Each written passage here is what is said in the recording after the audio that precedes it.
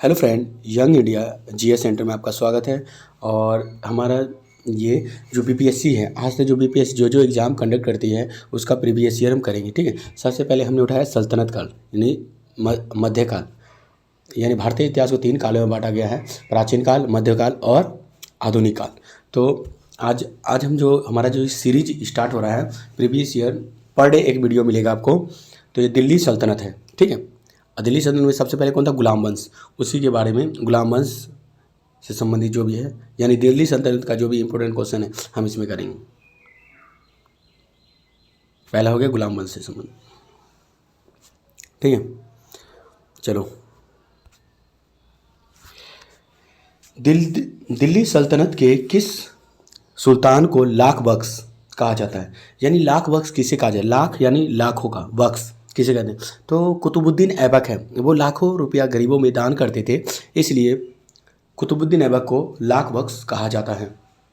कुतुबुद्दीन ऐबक गुलाम वंश का प्रथम सुल्तान था और इन्होंने अपनी राजधानी लाहौर को बनाया था। और चौगान खेलते समय इनकी मृत्यु हो जाती है। इनका शासन काल कब होता है ये आप कमेंट में बताना है।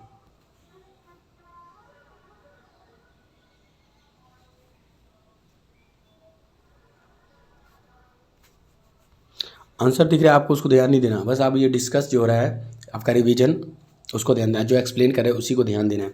गुलाम वंश का प्रथम शासक कौन था? तो गुलाम वंश का प्रथम शासक कौन था? कुतुबुद्दीन ऐबक था। तो मोहम्मद गोरी जो थे, पृथ्वीराज चौहान के साथ जो तृतीय युद्ध होता है उसके बाद क्या है? तृतीय युद्ध कब होता है? 1100 तृतीय नहीं, द्वितीय युद्ध 1192 में, तराइन का द्वितीय युद्ध। इसके बाद प्रथम युद्ध में तो वो हार जाते हैं पृथ्वीराज चौहान से, और दूसरे में वो जीत जाते हैं। उसी के बाद क्या है, दिल्ली में क्या है कि एक तरह से गुलाम वंश यानी दिल्ली सल्तनत की स्थापना हो जाती है। ठीक है, तो हमारे को कुतुबुद्दीन ऐबक है, इन्हीं को सबसे पहले एकता दिया था। ये कौन थे? तो इसके गुलाम थे।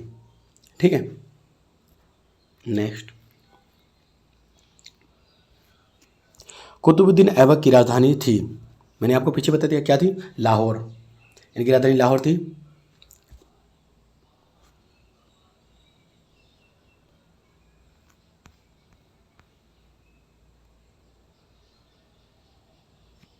भारत में मोहम्मद गोरी ने किसको प्रथम एकता प्रदान किया था? भारत में मोहम्मद गोरी ने किसको किया था? तो आपको पता है, पृथ्वीराज चौहान के साथ जो युद्ध होता है, तराइन का युद्ध, उसके बाद वो विजय होते हैं द्वितीय युद्ध में। तो गोरी ने किसको दिया था एकता? तो कुतुबुद्दीन ऐबक को। ये ऐबक को, ऐबक का कुछ है जैसे अजमेर में क्या है, इन्होंने 2.5 दिन का झोपड़ा बनाया। दिल्ली में कुबुल उल इस्लाम मस्जिद बनवाया। ठीक है, कुतुब मीनार निर्माण की शुरुआत भी किसने की थी? कुतुबुद्दीन ऐबक ने की थी। ये सब आपको ध्यान रखना है। क्वेश्चन 5, इनमें से किस दिल्ली सल्तनत के शासक ने कुतुब मीनार के पास हौज ए शमी का निर्माण करवाया था? किसने कहा? हौज ए शमी का निर्माण इल्तुतमिश ने करवाया था। हौज ए शमी जो है इसका निर्माण इल्तुतमिश ने करवाया था। हौज ए शमी क्या है? एक तालाब है, यानी तालाब बनाया था। ठीक है, ये आपको ध्यान रख लेना है। किसने किया था? इल्तुतमिश ने किया था हौज ए शमी का निर्माण कुतुब मीनार के पास। एक प्रकार का तालाब है हौज ए शमी। इल्तुतमिश शासक था। इल्तुतमिश शासक किसका था?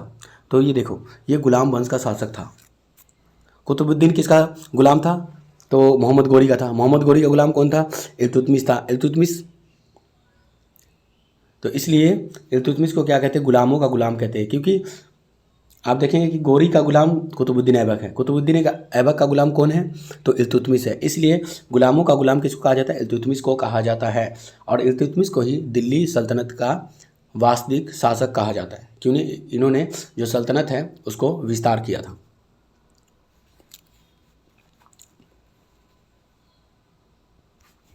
इल्तुतमिश ने बिहार में अपना प्रथम सूबेदार किसे नियुक्त किया था? क्योंकि इसने अपने राज्य को बिहार तक एक तरह से विस्तार कर लिया था, तो इसने किसको किया था? तो आपको कमेंट में भी आपको क्या है कि साथ साथ में इसका आंसर देते रहना है। तो इसने मलिक जानी को किया था, मलिक जानी।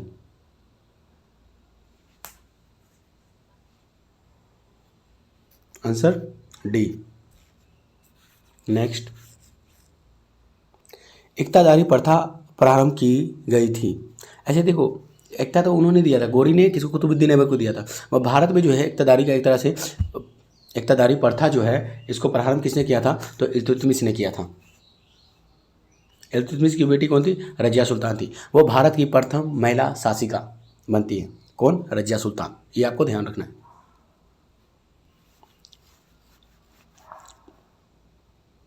दिल्ली में पहला मदरसा किसने स्थापित किया था, तो दिल्ली में जो पहला मदरसा है इसको किसने किया था, इल्तुतमिश ने ही स्थापित किया था। दिल्ली में प्रथम मदरसा। आंसर इसका क्या हो जाएगा, ए। नेक्स्ट, मुस्लिम शासक जिसका साम्राज्य दार उल इस्लाम का एक भाग माना जाता है, यानी दारुल इस्लाम। एक होता है दारुल हर्ब और एक होता है दारुल इस्लाम। दारुल इस्लाम क्या है कि वहाँ का राजा कौन है, मुस्लिम है, ठीक है, राजा मुस्लिम है। वहाँ का नियम कानून जो है शरीयत से चलता है, इसलिए उसको क्या बोलते हैं, दारुल इस्लाम कहते हैं। और जो इस्लामिक भूमि नहीं है, वहाँ का राज्य नियम कानून जो है इस्लामिक तौर पे नहीं चलता है, मेन है इस्लामिक तौर यानी सरिया पे वहाँ का नियम कानून चले, तभी हम उसको दारुल इस्लाम कहेंगे। अगर वो नहीं चलता है तो हम उसको दारुल इस्लाम नहीं कहते, उसे दारुल हर्ब कहते हैं। ये आपको ध्यान रखना है, ठीक है। तो किसने किया था, इल्तुतमिश ने। ये आपको ध्यान रख लेना है।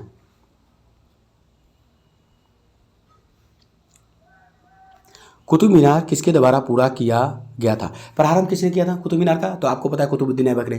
प्रारंभ जो है जो बनाने की शुरुआत किसने की थी, ये कुतुबुद्दीन ऐबक ने। फिर उसके बाद क्या है, इल्तुतमिश ने इसको पूरा करवाया था। इल्तुतमिश ने, इसका आंसर ए हो जाएगा। और फिर उसके बाद कुछ जो है फिरोज शाह तुगलक इसका जो दरार उड़ा जाता है उसका निर्माण करवाते हैं, ठीक है, दोबारा से। तो आपको ये ध्यान रख लेना है। कुतुब मीनार का है महरौली में, दिल्ली के महरौली में स्थित है कुतुब मीनार। नेक्स्ट,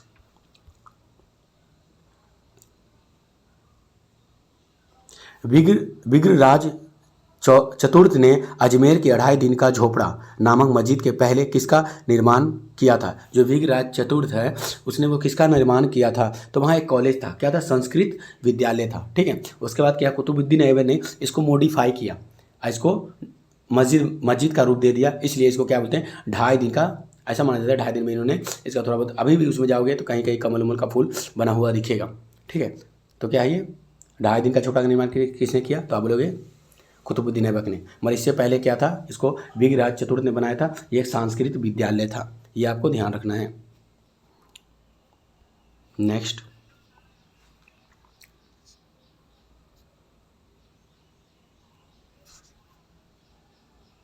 अढ़ाई दिन का झोपड़ा क्या है, आपको अभी बता दिया था, क्या है वो, मस्जिद है, मस्जिद। ये आपको ध्यान रखना है। किसने बनाया था, कुतुबुद्दीन ऐबक ने बनवाया था। इससे पहले क्या था, ये कॉलेज था, कौन सा, संस्कृत विद्यालय। सल्तनत काल के सिक्के टका, ससगणी एवं जीतल, यानी चीतल या जीतल के किन धातु के बने हुए थे। टका क्या, चांदी का बना होता था, और चीतल किसका बना होता था, ये तांबा का। तो आप इसको क्या बोलेंगे, चांदी एवं तांबा का बना होता था। ये किसका है, किसने शुरुआत किया था इसका, इल्तुतमिश ने। ये आपको ध्यान रखना है।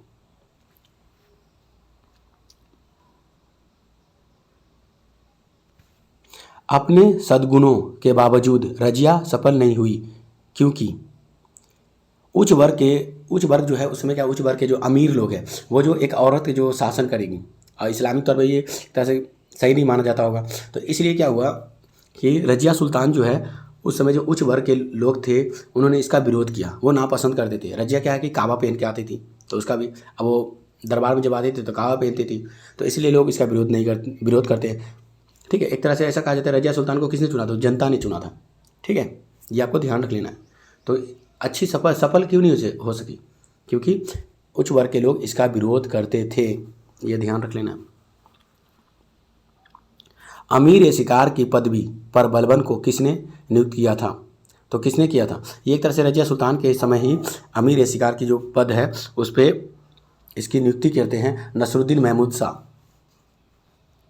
आंसर इसका क्या हो जाएगा, 16 का।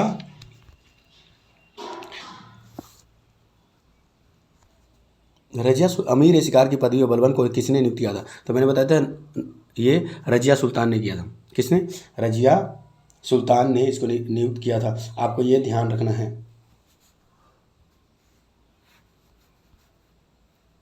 रजिया सुल्तान किसकी पुत्री थी? आपको पीछे ही बता दिया, रजिया सुल्तान इल्तुतमिश की पुत्री थी। ये प्रथम महिला शासिका थी भारत की।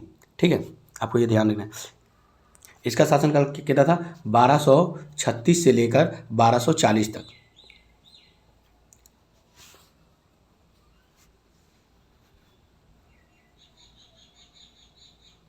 नेक्स्ट, वह प्रथम मुस्लिम शासक कौन था जिसने शासन के सिद्धांत यानी थ्योरी ऑफ किंगशिप को राज्यों के ईश्वरीय अधिकार यानी ईश्वर का जो अधिकार है, ईश्वर की परछाई एक तरह से कह सकते हो, तो किसने शुरू किया था? आपको यह ध्यान रखना है, किसने किया था? तो बलबन। वो रक्त एवं खून की नीति अपनाता है, पैबोस पढ़ता है यानी सजदा एवं पैबोस की शुरुआत करता है, नवरोज त्यौहार मनवाते हैं। तो ये सब एक तरह से उन्होंने क्या किया कि ईश्वरीय अधिकार सिद्धांत यानी थ्योरी ऑफ ये किंगशिप ये देता है। ठीक है, तो ये कौन था? बलबन था।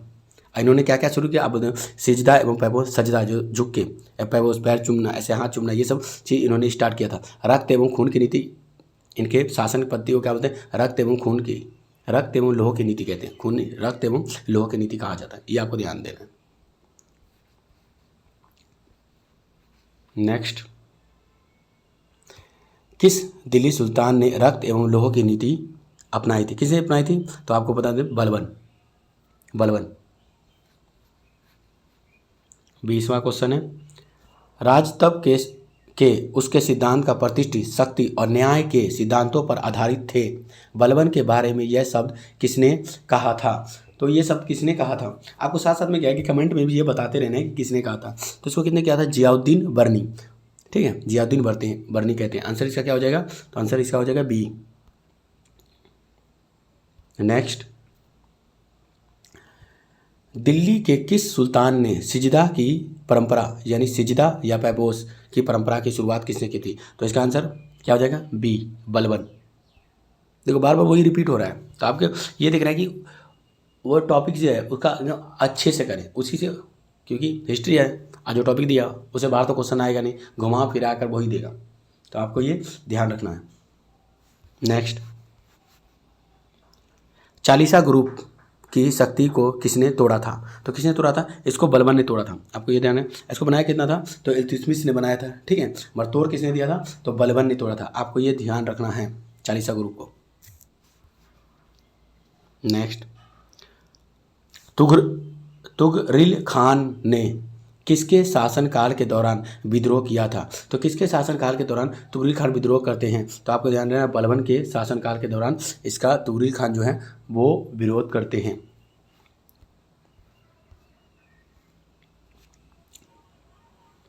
अगर आपको वीडियो पसंद आता है तो इसको लाइक करना है, शेयर करना है, चैनल को जरूर सब्सक्राइब करें। ठीक है, ताकि आपको नेक्स्ट वीडियो का नोटिफिकेशन जाए और उसको देख सके। और ज़्यादा लंबा नहीं बनाते हैं, जो भी आपका जो होता है, देखो 13 मिनट का बना हुआ है, तो इससे क्या है कि आप जल्दी, वो भी 2 स्पीड में देखोगे, 6 मिनट का हो गया, 6.5 मिनट का हो गया, तो आप ये जल्दी से रिवीजन कर सकते हैं और उससे संबंधी आपको ये पता चलेगा कि प्रीवियस ईयर में कहाँ कहाँ से क्वेश्चन आया है, और फिर आप जो एग्ज़ाम की तैयारी कर रहे हैं आपको बेनिफिट करेगा।